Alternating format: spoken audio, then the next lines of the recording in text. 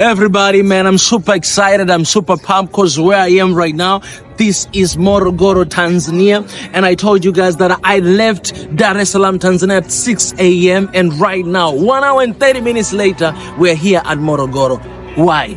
It is because of the new project of SGR Tanzania, that His Excellence JPM RAP, he started, and our very own Mama Samia Suluhu has actually finished it. What you see behind me, this is not an airport.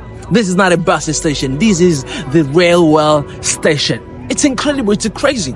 Man, we took this train for only 1 hour and 30 minutes from Dar es Salaam to Morogoro, and I cannot wait to ride another one at the end of this month from Morogoro all the way to Dodoma. This, it shows the level of commitment. This, it shows the level of determination. This, it shows the level of hard working. This, it shows the level of persistence. This, it shows the level of ability that, you know what, no matter what, but Africans, you were able to do exceedingly abundantly than what everybody else is thinking, man. I want you to do one thing, cameraman, give them 360. I want everybody to see that this is Tanzania, Morogoro. This is not Europe, guys, but this is Tanzania. Look at that. Take a look at that. Take a look at that. I want you as well to show them that mountain. Show them that mountain. Look at those mountains, man. This is Tanzania. This is Tanzania, man. I want you to show them that train. Those train right there. This is Tanzania. This is Tanzania. Come on, this is Tanzania. You know what I'm saying? This is Tanzania.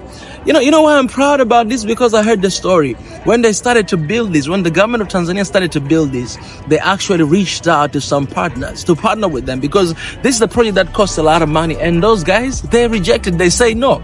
You know what they did? They started to do it. With our own money. They started to do it with the taxes that common Mwananchi give every single month, every single day. They started to do it. As a result, this is what you see.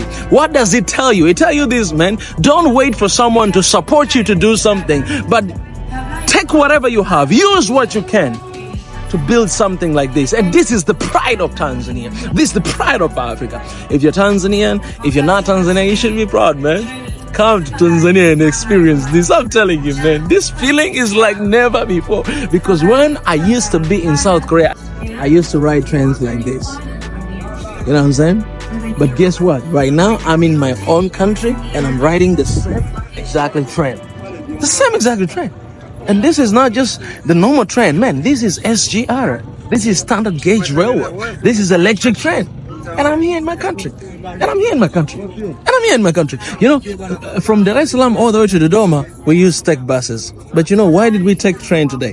Why do we have to pay twice money? You know what I'm saying? Because we pay for the train and then we're going to pay for the bus. Why did we have to do that?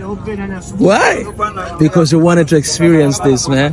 So shout out to Tanzania. And if you've never been to Tanzania, please come to Tanzania. See for yourself. By the way, I want to meet Mika. Where's Mika? Mika.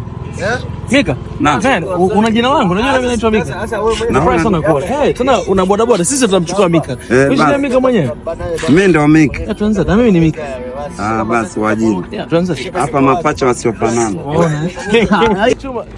Guys, this is Mika, man. He got my name. Niko hapa mimi. This is Mika. Sikilizeni. Guys, let me finish out. I just wanted to show you Mika. I just wanted to show you Mika, man. And I'd love for you guys to see the view there, what is happening.